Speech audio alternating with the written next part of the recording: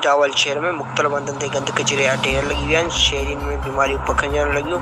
शहर जी बाज़ार मां सफ़ाई न थियण करे कारोबार मुतासिर थियण लॻो। इंतिज़ामिया ग़ाइब।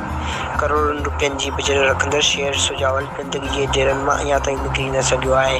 शहर जा समूरा वार्ड गंदगी जी लपेट में अची विया। गंदगी सबबि शहरियुनि में बीमारियूं पखिड़िजण लॻियूं। सुजावल जे शहरीन अमानुल्लाह मेमन, गुल अहमद, मुनीर मेमन ऐं ॿियनि चयो त शहर सुजावल खे निंदड़को बणायो वियो आहे। शहर में गंदगी सबबि मलेरिया समेत ॿियूं बीमारियूं पखिड़िजी रहियूं आहिनि।